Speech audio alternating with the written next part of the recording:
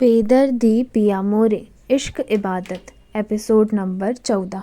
अब तक आपने पढ़ा। काशी ने वर्षा की सारी बातें सुन ली थी और वो उसे खींचते हुए हॉल में लेकर आई, जहाँ काशी घर वालों को सच्चाई बताने लगी कि वर्षा ने अपना ड्रामा शुरू कर दिया और समृद्धि की तरफ देखकर इमोशनल ड्रामा करने लगी। अब आगे। वर्षा ने जब समृद्धि को अपना सपोर्ट करते हुए देखा तो वो बोली, वर्षा बोली, समृद्धि, ये काशी जो भी बोल रही है वो झूठ बोल रही है। ये तुम्हारी और मेरी दोस्ती पसंद नहीं करती है और इस कारण यह तुम्हारे और मेरे बीच गलतफहमियां पैदा करने की कोशिश कर रही है। मेरा यकीन करो, काशी को ना जाने मुझसे क्या प्रॉब्लम है। देखो, जब भी मैं तुम्हारे आसपास होती हूँ काशी बस मुझे तुमसे दूर करना चाहती है, और अभी भी देखो मुझे धक्के मार के घर से बाहर निकाल रही है और इसने मुझे थप्पड़ भी मारा। समृद्धि ने इतना सुना तो वो काशी की तरफ देखकर हैरान हो गई और बोली, समृद्धि बोली, काशी, ये तुमने क्या किया? आखिर वर्षा को थप्पड़ क्यों मारा? काशी गुस्से में वर्षा की तरफ देखते हुए बोली, दीदी, आपको जानना है ना मैंने आपकी दोस्त को थप्पड़ क्यों मारा? तो सुनिए सच, एक ऐसा सच जिसे सुनकर आप सबके पैरों तले जमीन निकल जाएगी। तो वहीं वर्षा घबराते हुए बोली, समृद्धि, ये सब झूठ बोल रही है, ऐसा कोई सच है ही नहीं, ये कहानी बना रही है। तभी समृद्धि वर्षा की तरफ देखते हुए बोली, एक मिनट वर्षा, मुझे सुनने दो, आखिर बात क्या है? इतना कहकर समृद्धि ने काशी की तरफ देखा तो समृद्धि काशी से बोली, काशी, बताओ क्या सच है? काशी ने एक नज़र वर्षा की तरफ देखा और फिर घर वालों की तरफ देखते हुए बोली। काशी बोली, तो सुनिए आप सभी लोग, ऐसा सच जिसको सुनकर आपके होश उड़ जाएंगे। आपको पता है वर्षा ने इतने सालों तक शादी क्यों नहीं की? समृद्धि बोली, हाँ, क्योंकि ये किसी से प्यार करती है और इसका बॉयफ्रेंड फॉरेन में रहता है। समृद्धि ने इतना कहा तो काशी बोली, झूठ बोलती है ये सब इसकी चाल थी। ये प्यार विशाल भाई से करती है और विशाल भाई के इंडिया वापस आने का इंतजार कर रही थी। ये आप सब लोगों को धोखा दिया है इसने। जैसे ही घर वालों ने यह सुना तो हर कोई हैरान था। काशी ने फिर बोलना शुरू किया। काशी फिर बोली, मैं तो उसके कमरे में पानी की बोतल देने गई थी, वहां मैंने जो जो सुना उसे सुनकर मेरे होश उड़ गए। इसने कियारा को किडनैप कर मारने के लिए किसी को सुपारी दी है, 10 लाख रुपए एडवांस भी दे चुकी है। ये इसे जरा भी शर्म नहीं आई? आप इसको अपना दोस्त कहती हैं, क्या दोस्त ऐसे होते हैं जो अपनी ही दोस्त का घर उजाड़ दें? समृद्धि ने इतना सुना तो वो वर्षा के पास आते हुए बोली, वर्षा, क्या काशी जो कह रही है वो सच है? बताओ वर्षा, क्या काशी जो कह रही है कि तुमने कियारा को मारने की कोशिश की, पर क्यों वर्षा? वर्षा गुस्से में समृद्धि को धक्का देते हुए बोली, क्योंकि ये सब तुम्हारे कारण हुआ है, तुम हो इसकी जड़। मैं विशाल से कॉलेज टाइम से प्यार करती थी, पर विशाल तुमसे प्यार करता था। तुम्हारे कारण मेरा प्यार कॉलेज टाइम में मुझसे दूर हो गया और उसके बाद वो तुम्हारी वजह से इंडिया छोड़कर चला गया। मुझे लगा 2 साल तुम हम सबकी ज़िंदगी से जा चुकी हो। मुझे तो यही लगा था कि तुम मर चुकी हो, क्योंकि सृष्टि ने सबको यही बताया था। सृष्टि मेरी बहुत अच्छी दोस्त थी, उसे पता था कि मैं विशाल से प्यार करती हूँ। उसने मुझसे कहा था कि वो मेरी शादी विशाल से करवाएगी, पर पहले ही उसकी सच्चाई सबको पता चल गई। उसके कारण विशाल फिर इंडिया छोड़कर हमेशा के लिए चला गया और मेरा प्यार फिर से मुझसे दूर हो गया।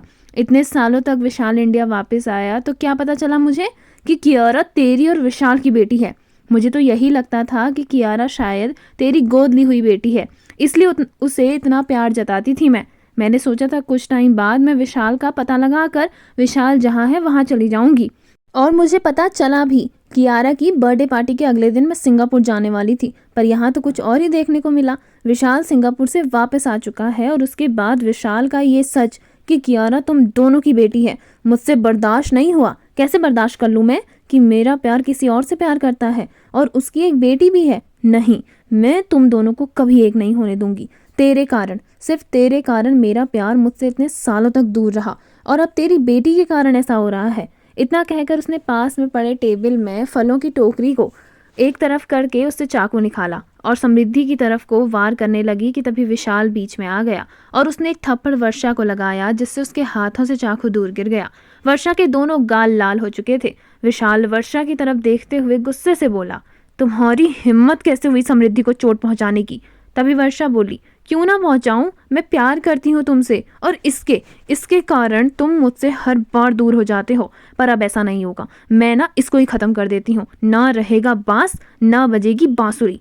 वह पागल हो चुकी थी। उसके पागलपन को घर वाले देख रहे थे। तभी रुद्र ने पुलिस को फोन कर दिया। थोड़ी ही देर में पुलिस आ गई। वर्षा को पुलिस ले जाने लगी कि तभी समृद्धि ने पुलिस को रोकते हुए कहा। समृद्धि बोली, 1 मिनट इंस्पेक्टर साहब। और इतना कहकर समृद्धि वर्षा के पास आई और बोली, मैंने तो तुझे दोस्त समझा था, पर तू तो दोस्ती के नाम पर कलंक निकली। तुझे क्या लगता है विशाल तुम्हारा था? विशाल तो तुम्हारा कभी था ही नहीं, ना पहले, ना आज और ना कभी होगा। विशाल और मैं एक दूसरे से बहुत प्यार करते हैं, तभी तो इतने सालों एक दूसरे के इंतजार में काटने को तैयार थे। पर तुम क्या जानो प्यार का मतलब? तुम्हारे लिए प्यार का मतलब पाना है, एक जुनून है। पर प्यार एक एहसास है जिससे तुम अपने पार्टनर की खुशी के लिए कुछ भी कर गुजरो। जो तुम्हारे पार्टनर के लिए अच्छा हो तुम उसे पहले चुनोगी, ये होता है प्यार। पर तुम्हारे लिए प्यार एक जुनून है, एक ऐसी जिद जिसे किसी भी हाल में पूरा करना है। तुम प्यार का मतलब कभी नहीं समझ सकती वर्षा, इसलिए तुम इतने सालों तक अकेली हो। चली जाओ, मुझे तुम्हारी शक्ल भी नहीं देखनी। इतना कहकर समृद्धि ने पुलिस वालों को वर्षा को वहां से जाने के लिए कह दिया। वर्षा गुस्से से चीखती चिल्लाती हुई वहां से जा चुकी थी। वर्षा का पर्दाफाश हो चुका था, लेकिन अभी भी एक बहुत बड़ी समस्या थी। वह थी वर्षा ने जिस आदमी को एडवांस पेमेंट दी है, वो कियारा की किडनैपिंग और मर्डर के लिए उस आदमी का पता लगाना। जल्द ही पुलिस ने उस आदमी का भी पता लगा लिया। घर पर एक बार फिर तनावपूर्ण माहौल था, जो थोड़ी ही देर बाद शांत हो गया। शिव ने सबको अपने अपने कमरे में भेज दिया ताकि अब सब आराम से सो पाएं। वहीं समृद्धि कमरे में गई तो उसके पीछे पीछे विशाल भी कमरे में आ गया। विशाल बालकनी के पास खड़ा था। तभी उसने देखा कि समृद्धि वहीं खड़ी है। वह कमरे में आकर दरवाजे की कुंडी लगा रहा था। विशाल को देख समृद्धि उससे बोली, विशाल, ये क्या कर रहे हो तुम? और इतनी रात गए मेरे कमरे में आने का क्या मतलब होता है? विशाल धीरे से समृद्धि के पास आया और समृद्धि को अपने पास अचानक पकड़ते हुए खींचकर बोला। विशाल बोला, मुझे कुछ ज़रूरी बात करनी थी और वैसे भी मैं अपनी वाइफ के कमरे में आया हूँ। समृद्धि बोली, वाइफ हुई नहीं हूँ अभी तक। विशाल ने समृद्धि के कान में धीरे से कहा। विशाल बोला, दुनिया के लिए तो तुम हो चुकी हो ना, जल्द ही असलियत में भी बन जाओगी। तुम अभी भी नाराज़ हो क्या मुझसे? तभी समृद्धि विशाल की करीबी से पिघल रही थी। वह उसकी तरफ देखकर उसे छोड़ते हुए बोली। समृद्धि बोली, नहीं, मैं नाराज़ नहीं हूँ, पर अब तुम जाओ कमरे से, कोई देख लेगा तो क्या सोचेगा? विशाल बोला, यही कि मैं अपनी होने वाली वाइफ के कमरे में कुछ ज़रूरी बात करने गया हूँ। इतना कहकर विशाल ने समृद्धि को अपने पास सोफे पर बिठाया और बोला। विशाल बोला, मुझे माफ़ कर दो समृद्धि, मुझसे गलती हो गई। मैंने तुम्हारी बात का भरोसा नहीं किया। इतने साल तुम्हें और कियारा को मेरे बिना गुजारना पड़ा। मैं इमेजिन भी नहीं कर सकता कि किन किन तानों का सामना तुम्हें करना होगा और क्या क्या फेस करना पड़ा होगा। पर मैं अब अपनी गलती सुधारना चाहता हूँ। तुम्हें जितनी प्रॉब्लम हुई है उन सब गलतियों को सुधार कर तुम्हें एक अच्छी लाइफ देना चाहता हूँ। मैं बहुत प्यार करता हूँ तुमसे। प्लीज़ समृद्धि, मुझे माफ़ कर दो प्लीज़। विशाल की आंखें इतना कहकर नम हो चुकी थी, तो वहीं विशाल को यूं भावुक होता देख समृद्धि भी भावुक हो चुकी थी। समृद्धि ने विशाल को कस के पकड़ा और गले लगाते हुए उससे बोली। समृद्धि बोली, आई एम सो सॉरी विशाल, मैंने ही घर वालों को मना किया था कि तुम्हें कुछ ना बताए। मुझे लगा जब तुम चले गए हो तो क्या पता तुम अपनी लाइफ में आगे बढ़ गए होंगे। मैं नहीं चाहती थी कि फिर से एक बार वो सारी प्रॉब्लम्स आ जाएं। मैं संभाल लेती यहाँ। विशाल समृद्धि से बोला, तुम्हारे अलावा मेरी लाइफ में कभी कोई नहीं आया था, ना ही तब जब तुम घर से चली गई थी और ना ही मेरे सिंगापुर जाने के बाद। मुझे पता है घर वाले तुम्हें ढूंढेंगे, पर मुझे ये नहीं पता था कि तुम घर वालों को मिल चुकी हो। समृद्धि, मैं तुमसे बहुत प्यार करता हूँ, मुझे तुमसे शादी करनी है। समृद्धि बोली, नहीं विशाल, हम शादी नहीं कर सकते। विशाल चौंकते हुए समृद्धि को देखकर बोला, पर क्यों? समृद्धि बोली, आशुतोष के कारण। विशाल बोला, मतलब? मैं कुछ समझा नहीं। समृद्धि बोली, विशाल तुम गए तो उसके बाद मैं शिव अंकल को मिल चुकी थी। उसके बाद जब मैं राजस्थान आई तो मुझे संभलने में काफ़ी समय लग गया। सृष्टि का धोखा, चिराग, हिमांशु, मायरा लोगों द्वारा किया गया गलत काम, मुझे सब चीज़ों को सुनकर बहुत बड़ा धक्का लगा। धीरे धीरे करके समय बीतता गया। कियारा 2 साल की हो गई। धीरे धीरे उसने बोलना शुरू किया। पता है उसका पहला वर्ड क्या था? पापा। ना जाने कैसे उसने ये वर्ड सीख लिया।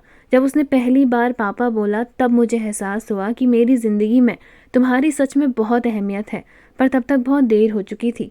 आशुतोष ने बहुत चाहा कि मैं मूव ऑन कर लूँ, पर मैंने कियारा को ही अपनी ज़िंदगी बना लिया। मैं मूव ऑन नहीं करना चाहती थी। तुम्हारी यादें, तुम्हारे प्यार की निशानी काफ़ी थी मेरे लिए। पर इसी बीच आशुतोष ने भी एक बहुत बड़ा फैसला लिया कि अगर मैं अपनी लाइफ में मूव ऑन नहीं करूँगी तो वो भी नहीं करेगा। इस कारण उसका 3 साल पुराना रिलेशनशिप टूट गया। उसने अपनी गर्लफ्रेंड से कह दिया था कि वो शादी नहीं कर सकता। उसके बाद ना जाने उसकी गर्लफ्रेंड कहाँ चली गई। ये सब मेरे कारण हुआ है, पर क्या करूं, तुम्हारे अलावा किसी और को अपनी लाइफ में जगह देने का मैं सोच भी नहीं सकती थी। धीरे धीरे करके सब आगे बढ़े, पर आशुतोष से जितनी बार शादी की बात करती, आशुतोष वही रट लगाता कि जब तक मैं शादी नहीं करूंगी तब तक वो भी नहीं करेगा। और आज तुम कह रहे हो कि शादी कर लेते हैं, पर अगर मैंने शादी कर ली तो आशुतोष के साथ ये गलत होगा। मेरे कारण उसका घर बसने से पहले ही उजड़ गया। वो जिससे प्यार करता था, बेइंतहा मोहब्बत करता था, उसको छोड़ना पड़ा। समझ नहीं आ रहा कि शादी का सोचूं भी तो किस मुंह से सोचूं। आशुतोष को मैंने अपने बच्चे सा पाला है। बचपन से लेकर आज तक आशुतोष की हर जिद, हर खुशी मैंने पूरा की, पर आज ज़िंदगी की सबसे बड़ी खुशी मैं उसे नहीं दे पा रही हूँ। विशाल, शादी तो मैं कर लूँ, पर ऐसी खुदगर्ज नहीं हूँ मैं कि भाई का घर बसाने के बजाय खुद का घर आबाद कर लूँ। मुझे माफ़ कर दो, मैं ये शादी नहीं कर सकती। विशाल समृद्धि के गालों पर हाथ रखते हुए उससे बोला। विशाल बोला, तुम चिंता मत करो, हमें पता है आशुतोष की गर्लफ्रेंड के बारे में। जैसे ही समृद्धि ने यह सुना तो वो चौंक गई और बोली। समृद्धि बोली, क्या तुम्हें पता है, पर कैसे? विशाल बोला, अभी टेरेस पर उसी के बारे में बात हो रही थी। परी नाम है शायद उस लड़की का। शायद रुद्र लोगों ने पता भी लगा लिया होगा उसके बारे में कि वो है कहाँ। तुम चिंता मत करो, एक बार पता चल जाए कि परी कहाँ है, उसके बाद हम पहले आशुतोष की शादी करवाएंगे और फिर अपनी शादी का सोचेंगे। पर अब तुम ये बताओ कि तुमने मुझे माफ़ किया? समृद्धि ने हाँ में सर हिलाया तो विशाल ने उसके माथे पर अपने होठों को सटा दिया और बोला। विशाल बोला, आई लव यू समृद्धि, मैं तुमसे बहुत प्यार करता हूँ। मैं तुमसे कभी दूर नहीं जाना चाहता और मैं नहीं चाहता कि अब हमारे बीच कोई भी आए। पहले सृष्टि ने हमें दूर करा और उसके बाद वर्षा हमें अलग करना चाह रही थी, पर अब नहीं, बस बहुत हुआ। अब मैं तुमसे दूर कहीं नहीं जाऊँगा, कभी नहीं। इतना कहकर उसने समृद्धि को कस के गले लगा लिया। तो वहीं समृद्धि विशाल के स्पर्श को पाकर उसकी गोद में समा गई। विशाल ने समृद्धि को अभी तक गले लगा कर रखा हुआ था। वह धीरे धीरे उसके बालों को सहला रही थी। वहीं समृद्धि, जो इतने सालों तक इस एहसास से तड़प रही थी, वह विशाल के इस प्यार भरे नफरत को पाकर गहरी नींद में सो चुकी थी। विशाल ने जब समृद्धि को सोया हुआ पाया देखा तो उसकी तरफ देखकर वह मुस्कुराते हुए विशाल खुद से बोला। विशाल बोला, तुम चिंता मत करो, तुम्हारी खुशी में ही मेरी खुशी है। आशुतोष की लाइफ में जिन खुशियों की कमी है वो खुशी तो मैं उसकी लाइफ में ला कर रहूँगा। ये वादा है मेरा तुमसे। अब तो शादी होगी तो आशुतोष की शादी होने के बाद। इतना कहकर उसने समृद्धि को गोद में उठाया और बेड की तरफ ले चला। बेड पर समृद्धि को सुलाने के बाद वह वहाँ से जा चुका था, तो वहीं समृद्धि ने उसे कस कर पकड़ा हुआ था। विशाल समृद्धि की पकड़ को देखकर मुस्कुरा गया। ना जाने उसने क्या सोचा, उसने समृद्धि को कस के पकड़ा और खुद भी वहीं पर लेट गया। वर्षों बाद वो एक दूसरे का स्पर्श पा रहे थे, प्यार की गहराइयों में खोने जा रहे थे। विशाल ये मौका जाने नहीं देना चाहता था। समृद्धि सो चुकी थी प्यार भरी निद्रा में। उसे वो एहसास जो वो इतने सालों से महसूस नहीं कर पा रही थी, तो वहीं विशाल धीरे धीरे करके नींद के आगोश में जाने लगा। वो भी उस एहसास को पाना चाहता था जो शायद समृद्धि पाकर सो चुकी थी, पर कोई था जिसकी आंखों से नींद कोसों दूर थी। वह अपने कमरे में बैठा लैपटॉप पर कुछ सर्च कर रहा था। तभी उसके कमरे में किसी ने दरवाज़ा खटखटाया। जब आशुतोष ने दरवाज़ा खोला तो सामने रुद्र खड़ा था। रुद्र बोला, क्या आशुतोष, इतनी देर लगा दी, मुझे कुछ पता चला है। इतना कहकर रुद्र अंदर आया तो आशुतोष रुद्र को देखकर बोला, क्या पता चला है भाई? रुद्र बोला, मुझे पता चला है कि परी कहाँ है। परी इस समय मुंबई में है और तुम्हें यकीन नहीं होगा कि वो रुद्राक्ष के ही अस्पताल की एक ब्रांच में काम करती है। जैसे ही आशुतोष ने यह सुना तो खुशी तो उसके चेहरे पर चमक आ गई थी। आशुतोष बोला, सच? पर आपको ये बात कैसे पता चली? रुद्र बोला, रुद्राक्ष के द्वारा मैंने परी का बैकग्राउंड चेक करवाया तो मुझे पता चला कि उसने MBBS की पढ़ाई की हुई है। तो बस MBBS की पढ़ाई की हुई है तो इसका मतलब वो डॉक्टर बनी होगी। तो उसने जहाँ से पढ़ाई करी उसके बाद जहाँ से PG किया, मैंने वहाँ से उसकी डिटेल्स निकलवा ली हैं और तब मुझे पता चला कि वो खुराना हॉस्पिटल में डॉक्टर है। न्यूरोसर्जन परिधि सिंह ये नाम है उसका।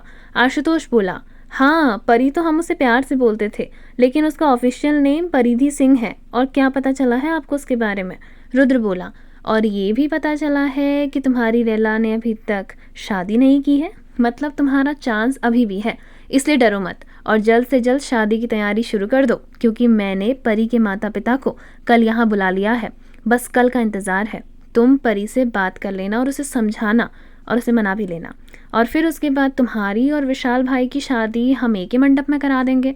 जैसे ही आशुतोष ने यह सुना तो उसके चेहरे पर तो एक अनोखी सी चमक आ गई। आशुतोष बहुत खुश था। इतने सालों बाद परिधि से बात करना, परिधि से मिलना, उसे अंदर ही अंदर घबराहट भी हो रही थी। विशाल और समृद्धि तो सो चुके थे, पर आशुतोष को जब से ये खुशखबरी मिली थी तब से उसकी आंखों से तो नींद कोसों दूर थी। पर यही हाल दूसरी तरफ परिधि का भी था। रुद्र ने परिधि से बात कर ली थी, परिधि को सारी सच्चाई बता दी, जिस कारण परिधि आशुतोष को गलत न समझे और ना ही समृद्धि को, क्योंकि अंत में तो परिधि को ही आशुतोष का घर संभालना था। अगर परिधि के मन में कोई मनमुटाव रहेगा तो उसका सीधा असर सबकी जिंदगियों पर पड़ेगा, जिस कारण रुद्र ने परिधि को सारी सच्चाई बता दी और ये भी बताया कि आशुतोष उससे कितना प्यार करता है। उसने आज तक उसके अलावा किसी और लड़की की तरफ आंख उठाकर तक नहीं देखा। परिधि रुद्र की बात को समझ रही थी, क्योंकि वो भी आशुतोष से बेइंतहा मोहब्बत करती थी। जब से आशुतोष ने शादी के लिए इनकार किया था, तब से परिधि ने भी किसी और के बारे में कभी नहीं सोचा था। रुद्र ने परिधि के साथ साथ परिधि के माता पिता से भी बात करी। इतने बड़े घर से रिश्ता आने पर परिधि के माता पिता भी बहुत खुश थे। ऊपर से परिधि और आशुतोष एक दूसरे को बहुत अच्छे से जानते थे, तो परिधि के माता पिता इस बात से खुश थे कि उनकी बेटी को किसी तरीके की कोई परेशानी नहीं होगी। पर यह सरप्राइज अभी तक आशुतोष के लिए सरप्राइज ही था। आशुतोष को अभी तक यही लग रहा था कि परिधि उससे नाराज है। वो यही सोचते सोचते रात काट रहा था कि ना जाने वो परिधि से कैसे बात करेगा। तो वहीं परिधि, जिसे सारी सच्चाई मालूम थी, वह एक और बार आशुतोष के मुंह से सारी सच्चाई खुद सुनना चाहती थी। तो घर में शादी की सहनाइयाँ जल्द ही बजने वाली थी। अब हर किसी को इंतज़ार था तो अगली सुबह का, क्योंकि परिधि और परिधि के माता पिता तीनों अगली सुबह घर पर आने वाले थे और साथ ही में एक बहुत बड़ा सरप्राइज भी आने वाला था, जो कि आशुतोष की ज़िंदगी को एक नया रंग देता। सुबह हो चुकी थी। घर वालों को जिसका इंतज़ार था वो घड़ी थोड़ी ही देर में आने वाली थी। आशुतोष, जो कि सुबह सबसे जल्दी उठकर नहा धोकर हॉल में बैठ चुका था, उसकी बेचैनी तो हर कोई समझ पा रहा था। तभी रुद्र आशुतोष के पास आया और उसे छेड़ते हुए बोला। रुद्र बोला, क्या बात है, इतनी सुबह सुबह ऑफिस नहीं जाना क्या आज? आशुतोष ने रुद्र की तरफ देखा और आंखें छोटी करते हुए बोला। आशुतोष बोला, आपको शर्म नहीं आ रही अपने छोटे भाई को ऐसे छेड़ते हुए? रुद्र बोला, एक्चुअली नहीं आ रही। इतना कहकर रुद्र ने अपने दांत आशुतोष को दिखाते हुए फिर कहा, परिधि का इंतजार कर रहा है ना? हाय ये बेचैनी, सही ना जाए, अब तो आ जाओ जाने मन। इतना कहकर रुद्र आशुतोष को चिढ़ाते हुए एक्टिंग करने लगा। तो वहीं काशी और निहारिका, जो कि किचन में काम कर रहे थे, वह रुद्र की यह हरकत देख रहे थे। निहारिका काशी से बोली, देख रही हो भाभी कैसे आपके पतिदेव आशुतोष को चिढ़ा रहे हैं? काशी बोली, दिख रहा है मुझे, शर्म नाम की तो चीज़ ही नहीं है इनमें। इतने बड़े हो गए हैं, एक बच्चे के पिता बन गए हैं, पर फिर भी हरकतें नहीं गई हैं इनकी। बताती हूँ इनको तो मैं। इतना कहकर काशी हाथ में चाय का कप लिए हॉल की तरफ आई और आशुतोष को उसकी चाय देते हुए उससे बोली। काशी बोली, आशुतोष ये रही तुम्हारी चाय। तभी रुद्र काशी को देखकर बोला, और मेरी चाय? काशी बोली, दूध खत्म हो गया था इसलिए तुम्हारी चाय नहीं बनी। रुद्र ने इतना सुना तो वो बोला, ये तो गलत बात है, आशुतोष के लिए बनी है चाय पर मेरे लिए नहीं बनी। काशी बोली, हाँ बस दूध एक ही चाय बनाने लायक था। रुद्र ने इतना सुना तो वो सोफे पर बैठ गया। तभी शिव, रुद्राक्ष और सार्थक जी तीनों ही हॉल में आए। रुद्राक्ष सार्थक जी और शिव से कुछ ज़रूरी बात कर रहा था, उसी सरप्राइज की जो आज उन्होंने प्लान किया था। तभी निहारिका चाय के कप लेकर आई और एक एक करके रुद्राक्ष, रुद्र और सार्थक जी को चाय दी। तो रुद्र उन सब की तरफ देखते हुए बोला। रुद्र बोला, अरे वाह, अभी तक तो दूध खत्म हो गया था और यहाँ सबको चाय पिलाई जा रही है। इतना कहकर रुद्र ने काशी की तरफ देखा तो काशी बोली, हाँ चाय तुम्हारे लिए खत्म हो गई थी इसलिए तुमको नहीं मिलेगी, चुपचाप बैठे रहो यहाँ पर, ज़्यादा बोला तो खाना भी नहीं मिलेगा। रुद्र बोला, ये तो सरासर नाइंसाफ़ी है, ऐसा नहीं चलेगा। काशी रुद्र की तरफ देखते हुए बोली, ऐसा ही चलेगा, चुपचाप बैठे रहो और खबरदार जो दोबारा आशुतोष को चिढ़ाया तो, वरना चाय के साथ साथ खाना भी नहीं मिलेगा। रुद्र बोला, अच्छा तो ये बात थी, बदला लिया जा रहा है, ठीक है मेरा टाइम आएगा। तभी रुद्र के मज़े लेते हुए शिव उससे बोला। शिव बोला, बेटा एक बार शादी हो जाए ना तो पतियों का टाइम फिर कभी नहीं आता, टाइम रहता है तो बस बीबियों का। तभी रुद्र बोला, पापा आपको अपनी चाय प्यारी नहीं है शायद, पीछे देखो मम्मी खड़ी है। शिव ने इतना सुना तो उसकी चाय का कप उसके हाथों में ही रह गया। उसने पीछे मुड़कर देखा तो सिद्धि उसी को घूर रही थी। शिव सिद्धि की तरफ देखकर बोला। शिव बोला, अरे तुम कब आई? तभी सिद्धि शिव की तरफ देखकर बोली, जब तुम मेरी तारीफ कर रहे थे। शिव बोला, अरे वो तो कुछ नहीं, ऐसा कुछ नहीं है, तुम गलत समझ रही हो। तभी शिव फिर बोला, अरे मैं तो ये बोल रहा था कि पत्नियां बहुत अच्छी होती हैं, जैसे कि तुम्हारी मम्मी बहुत अच्छी है, सुख दुख में मेरा साथ देती है। तो तुम बैठो ना। रुद्र शिव की तरफ देखते हुए बोला, नो मम्मा, पापा झूठ बोल रहे हैं। मम्मी मैं बताता हूँ आपको, पापा बोल रहे थे कि अगर एक बार शादी हो जाए तो पतियों का टाइम नहीं रहता, सारा टाइम पत्नियां खा जाती हैं। और बोल रहे थे जब से तुम्हारी मम्मी से मेरी शादी हुई है तब से मेरा टाइम तो कभी आया ही नहीं, जब देखो अपनी चलाती रहती है। इतना कहकर रुद्र ने अपने दांत शिव की तरफ दिखाए और जाकर सिद्धि के गले लग गया और बोला। रुद्र बोला, और मम्मा पापा तुम्हारी बहू को सपोर्ट कर रहे हैं, तुम्हारी बहू ने मुझे चाय नहीं दी और पापा बोल रहे हैं बढ़िया किया जो चाय नहीं दी। देखो माँ, आपके इस फूल से नाजुक से बच्चे का क्या हाल हो गया है। इस बच्चे ने सुबह से चाय भी नहीं पी है और पापा 3 कप चाय पी चुके हैं, देखो तीसरी तो इनके हाथ में है। वहीं शिव रुद्र की ये एक्टिंग देखकर चौंक गया। वो कभी काशी को देखता तो कभी शिव को, कि तभी इतने में सिद्धि ने शिव के हाथ से चाय का कप छीन लिया। शिव ने देखा सिद्धि उसके हाथ से चाय का कप लेकर रुद्र को दे रही है। सिद्धि बोली, ले बेटा तू चाय पी, तेरे पापा को तो मैं चाय पिलाती हूँ, इन्हें मेरे हाथ की चाय बहुत पसंद है ना। इतना कहकर सिद्धि ने मुस्कुराते हुए शिव की तरफ देखा तो वहीं शिव हंसते हुए सिद्धि की तरफ देखने लगा और बोला। शिव बोला, हाँ हाँ जान, मेरा तो मन ही नहीं था चाय पीने का, ये ले बेटा तू चाय पी, ये तो काशी ले आई थी तो मैंने सोचा पी लेता हूँ, है ना काशी बेटा। काशी जो कि रुद्र को घूर कर देख रही थी वो शिव से बोली। काशी बोली, हाँ पापा। तभी शिव सिद्धि की तरफ देखते हुए बोला। शिव बोला, बेबी वो ज़रा मिस्टर कुकरेजा वाली फाइल देना, तो मुझे कल मीटिंग में जाना है उनके साथ। तो वहीं सिद्धि शिव की तरफ देख कर बोली। सिद्धि बोली, हाँ चलो रूम में रखी है, देती हूँ तुम्हें कुकरेजा वाली फाइल। इतना कहकर सिद्धि चुप हो गई और वहाँ से चुपचाप सीधे कमरे की तरफ चली गई। शिव सिद्धि को जाता हुआ देख रहा था और फिर रुद्र की तरफ देखता हुआ बोला। शिव बोला, तुझे तो बेटा देख लूंगा मैं, खुद की बीवी से तो झगड़ा हुआ ही था, मेरी बीवी को भी मुझसे दूर कर दिया, शर्म नाम की चीज नहीं है तुझमें। तो वहीं रुद्र शिव की यह हालत देखकर बोला। रुद्र बोला, मैंने क्या दूर किया, आपने ही बोला था वो सब, मैंने तो बस मम्मी को सच बताया। रुद्र ने ऐसा कहा तो शिव काशी की तरफ देखते हुए बोला। शिव बोला, काशी बेटा तुम तो मेरी प्यारी बेटी हो ना, अभी एक काम करना, चाय के साथ साथ ना इसे खाना भी मत देना, खुद की लव लाइफ की तो बैंड बजा रखी है, साथ में मेरी लाइफ की भी लंका लगा दी सुबह सुबह, अब मनाना पड़ेगा तुम्हारी माँ को। इतना कहकर शिव जाने लगा तो रुद्र बोला, हाँ हाँ मना लेना, पर इस बार चॉकलेट आइसक्रीम मत लेकर जाना, मम्मी को वो बिल्कुल पसंद नहीं है, बटर स्कॉच लेकर जाना, वो ज़्यादा पसंद है मम्मी को। तो वहीं शिव रुद्र की तरफ देखते हुए पास में पड़ी कियारा की बॉल को उसकी तरफ फेंकते हुए बोला। शिव बोला, ये सब ना तेरी वजह से हुआ है, आया बड़ा मुझे समझाने वाला कि ये देना वो देना, बताता हूँ बेटा तुझे, तो मैं रुक। तभी अंदर से सिद्धि की आवाज़ आई। सिद्धि बोली, कहाँ रह गए, फाइल निकाल कर रख दी है मैंने। शिव बोला, आया स्वीट हार्ट, बस आया थोड़ी देर में। इतना कहकर शिव रुद्र को घूरते हुए कमरे की तरफ चला गया। तो वहीं रुद्र सोफे पर बड़े मज़े से बैठकर चाय पी रहा था। काशी रुद्र को घूर रही थी। तभी रुद्र आशुतोष की तरफ देखते हुए काशी को इग्नोर करने लगा और बोला।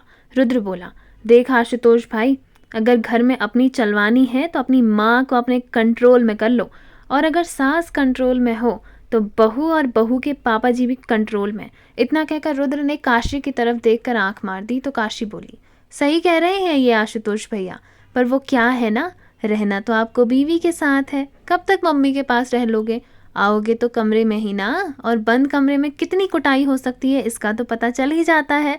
रुद्र ने इतना सुना तो वो सीरियस हो गया और बोला। रुद्र बोला, तुम मुझे डरा रही हो? तो वहीं काशी रुद्र की तरफ देख कर बोली। काशी बोली, मैं तुमको डरा नहीं रही हूँ, बल्कि धमकी दे रही हूँ कि अगर ज़्यादा चूं चपड़ की फिर बताऊंगी, और मम्मी जी की धमकी तो देना मत, वरना मम्मी जी को तुम्हारे इतने कांड बताऊंगी ना, फिर मम्मी जी के हाथ में डंडा होगा और तुम्हारी सुताई दोनों एक साथ होगी। आई बात समझ में? इतना कहकर काशी रुद्र के हाथों से चाय का कप लेते हुए निहारिका के साथ किचन की तरफ चली गई। तभी रुद्र आशुतोष की तरफ देखते हुए बोला।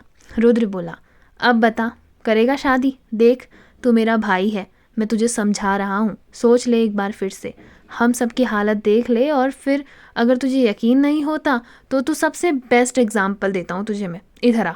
रुद्र आशुतोष को लेकर गार्डन की तरफ आया तो वहाँ विशाल बैठा हुआ था। आशुतोष को विशाल के पास देख रुद्र बोला, ये रहा एग्जाम्पल विशाल भाई। देख, विशाल भाई की शादी नहीं हुई है, फिर भी इन्होंने अपनी पूरी लाइफ में इतनी बार सॉरी नहीं कहा होगा जितनी सॉरी इन्होंने पूरे एक दिन में समृद्धि दीदी से कहा है। क्यों, सही कह रहा हूँ ना मैं विशाल भाई? सच सच बताना। अरे यही है लाइफ की रियलिटी। आशुतोष, तुझे एक अच्छी सीख दे रहा हूँ, गांठ बांध लेना मेरी इस बात को।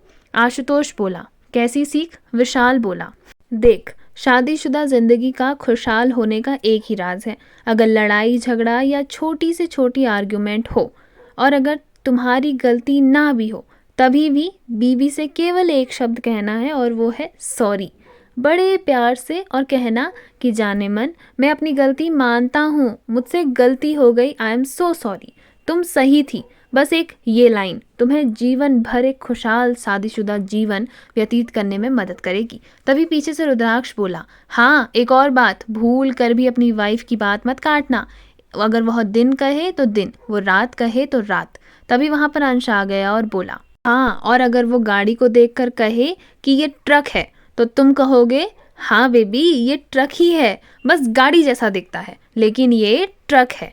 अपनी बीवी को कभी मत छेड़ना, बीवी ने जो कहा वो पत्थर की लकीर। अगर तुमने ये सारी बात मानी तो रोज खाने में मिलेगी बिरयानी, और नहीं मानी तो खाली पेट सोकर पीना पड़ेगा पानी। तो इससे अच्छा है कि बिरयानी खाओ, खाली पेट बस पानी पीने से तो बेहतर ही है। तभी आशुतोष हाँ में सर हिलाते हुए बोला, ठीक है, मैं समझ गया। तभी रुद्र बोला, वेरी गुड, चलो फिर अब तुम्हें तुम्हारी होने वाली वाइफ से मिलाया जाए। जैसे एक माँ अपनी बेटी को ससुराल के लिए तैयार करती है, वैसे ही हम भाइयों ने तुझे, मतलब अपने भाई को, शादीशुदा लाइफ में एंट्री करने के लिए तैयार कर दिया है कि जा भाई, जी ले अपनी जिंदगी बीवी के हिसाब से। आशुतोष ने जैसे ही आगे के वर्ड सुने तो उसके चेहरे पर मुस्कान आ गई, पर जैसे ही उसने पीछे के वर्ड सुने तो उसका चेहरा फिर से मायूस हो गया, और आशुतोष बोला, ठीक है, क्या ही कर सकते हैं अब, वैसे भी बीवी को तो कुछ कहने का नतीजा तो मैं देख ही चुका हूँ। तभी रुद्राक्ष बोला, कहाँ? इतना कहकर आशुतोष ने रुद्र की तरफ देखा और कहा। आशुतोष बोला, वो आपको रुद्र भाई आराम से बता देंगे। इतना सुनते ही रुद्र ने सुबह हुई सारी घटना सबको बता दी, तो वहीं सबके चेहरे पर हंसी थी। तभी अंश बोला, इसका मतलब मामा जी सुबह सुबह, अरे यार क्या करते हो भाई आप भी, सुबह सुबह मामा जी की बैंड बजा दी आपने। तभी रुद्र अंश की तरफ देखते हुए बोला। रुद्र बोला, नहीं तो वो मुझे छेड़ रहे थे तो बस मैंने भी थोड़ा बहुत छेड़ दिया, फिर मम्मी मुझसे बहुत प्यार करती है ना, आखिर उनका इकलौता बेटा जो हूँ मैं, तो मम्मी ने लगा दी पापा की वाट, और अभी थोड़ी देर बाद देखना ऐसे बैठे रहेंगे दोनों के दोनों कि जैसे कुछ हुआ ही ना हो। तो वहीं आशुतोष उनकी तरफ देखकर बोला। आशुतोष बोला, हाँ हाँ, और काशी भाभी ने तो किसी को धमकी भी दी है कि आना रात को ज़रा कमरे में। इतना सुनते ही रुद्राक्ष के चेहरे पर हंसी आ गई और वह जोर से हंस पड़ा और बोला। रुद्राक्ष बोला, ये कब हुआ और तुझे ये सब कैसे पता? तभी आशुतोष बोला, मेरे सामने ही तो हुआ था ये हादसा, सुबह सुबह मुझे ज्ञान दे रहा था कोई, सुबह सुबह तो बस। रुद्र बोला, अरे बस बस, डरता थोड़ी ना हूँ मैं तुम्हारी भाभी से, भाभी होगी घर में होगी, मैं शेर हूँ और शेर कभी नहीं डरता। तभी आशुतोष दांत दिखाते हुए बोला, डरता है भाई, शेर भी डरता है। तभी अंश बोला, काशी भाभी आ गई, पीछे देखो। रुद्र ने जैसे ही यह देखा तो वो डर के मारे जोर से बोला। रुद्र बोला, बेबी मैं सच में मैंने ऐसा कुछ नहीं बोला, ये सब मुझे बता रहे थे। तभी जैसे ही रुद्र ने अपने आसपास इधर उधर देखा तो वहाँ उसे कोई भी नजर नहीं आ रहा था। यह देखकर रुद्र पीछे पलट कर देखा तो सब उसकी तरफ देखकर हंस रहे थे। रुद्र सबकी तरफ देखते हुए बोला। रुद्र बोला, कोई बात नहीं, आएगा आएगा, मेरा भी टाइम आएगा, फिर बताता हूँ तुम सबको। ज़्यादा हंस रहे हो, अभी तुम सबकी बीवियाँ यहाँ आ जाएंगी ना तो मुझसे भी बुरा हाल होगा तुम सबका। आए बड़े हंसने वाले। और आशुतोष तू तू तो रुक बेटा, तेरी तो शादी हो जाएगी उसके बाद देखता हूँ ये जो चेहरे पर मंद मंद मुस्कान रहती है ना तेरी, कि कितनी रहती है। कहकर रुद्र वहां से मुंह बनाकर चला गया तो उसे जाता देख सभी लोग जोर से हंस गए। तभी रुद्राक्ष आशुतोष से बोला, चल अंदर चल, परिधि के मम्मी पापा आने वाले होंगे। तभी विशाल बोला, हाँ भाई चलो, बेचारे को हमने कितना चिढ़ा दिया है। रुद्राक्ष बोला, कोई बात नहीं जीजा जी, इसको नहीं चिढ़ाएंगे तो किसे चिढ़ाएंगे, और जीजा जी तो होते ही टांग खिंचाई करने के लिए हैं, क्यों अंश जीजा जी। इतना कहकर रुद्राक्ष ने कुटिल मुस्कान अंश की तरफ दिखाई तो अंश रुद्राक्ष से बोला। अंश बोला, खबरदार अगर ये ट्रिक मेरे साथ किया तो याद रखना, अनाया काशी और निहारिका से ज़्यादा खतरनाक है। सोचना भी मत मेरे साथ ऐसा कुछ करने की, वरना जाकर अनाया को वो पट्टी पढ़ाऊंगा कि कमरे से बाहर रहना पड़ेगा, और हो सके तो घर से बाहर। बेहतर होगा कि चुपचाप अंदर चलो। वहीं रुद्राक्ष ने जब इतना सुना तो अनाया का नाम सुनकर वो भी शांत हो गया। तो वहीं रुद्राक्ष और अंश को यूं देख आशुतोष विशाल से बोला। विशाल बोला, इसे कहते हैं आम जिंदगी, मुझे देखो, मुझे कहते हैं मिंटोस जिंदगी। Bye guys. इतना कहकर आशुतोष वहां से मुस्कुराते हुए अंदर चला गया और उसे जाता देख रुद्राक्ष अंश से बोला। रुद्राक्ष बोला, भाई ऐसा ही होता है पहला पहला प्यार, शादी से पहले पहले मिलना जुलना, शादी के बाद कैसे ये हंसी गायब हो जाती है पता ही नहीं चलता, धीरे धीरे पता चलेगा इन लोगों को। तभी विशाल अपना गला खराशते हुए बोला, मैं हूँ यहाँ। तभी अंश विशाल को इग्नोर करते हुए बोला, अरे तुमसे क्या कहना, तुम्हारा हाल तो हम देख ही चुके हैं। वैसे कल समृद्धि दीदी ने कमरे से बाहर नहीं निकाला क्या तुम्हें? तभी विशाल चौड़ा होते हुए बोला। विशाल बोला, तुम सब ना मेरे आगे बच्चे हो बच्चे। समृद्धि को तो मैंने बाएं हाथ के खेल में ही मना लिया था, थोड़ा सा समय क्या लगा था समृद्धि को मनाने में। हाँ। तभी अंश बोला, शादी के कुछ हफ्ते और कुछ सालों में बहुत अंतर होता है, जैसे जैसे हफ्ते साल गुजरते रहते हैं ना वैसे वैसे आपके चेहरे की जो मुस्कान है ना वो भी कम होती है। होता है विशाल भाई, सबके साथ होता है। चलो अच्छा है हम सिंगल नहीं रहे तो आप लोगों को कैसे रहने देंगे। इतना कहकर अंश और रुद्राक्ष दोनों ही विशाल को वहां से हॉल की तरफ ले जाने लगे। कुछ ही घंटों में परिधि के माता पिता भी आशुतोष के घर आ चुके थे। परिधि के पिता ने आशुतोष का घर देखा तो उन्हें घर बेहद पसंद आया। वहीं परिधि भी जो इतने सालों बाद आशुतोष को देख रही थी, उसकी आंखों में हल्की सी नमी साफ नजर आ रही थी। घर वाले बेहद खुश थे, लेकिन सबसे बड़ा सरप्राइज तो अभी बाकी था, और वो सरप्राइज परिधि के माता पिता आशुतोष को देने वाले थे। घर वालों ने आपस में बात की, परिधि और आशुतोष ने भी एक दूसरे से बात करी और सारे पुराने गिले शिकवे मिटा दिए गए। कि तभी परिधि के पिता अचानक खड़े हुए और बोले, जिसे सुनकर हर कोई हैरान था, या यूं कहो हैरान होने का नाटक कर रहा था। आखिर क्या कहा परिधि के पिता ने ऐसा जिसे सुनकर हर कोई हो गया हैरान? जानेंगे कहानी के आने वाले भाग में। आपको कहानी का यह भाग कैसा लगा कमेंट सेक्शन में कमेंट करके ज़रूर बताइएगा।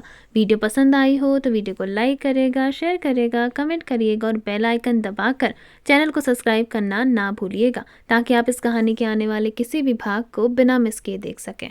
तब तक के लिए आप सबका बहुत बहुत धन्यवाद।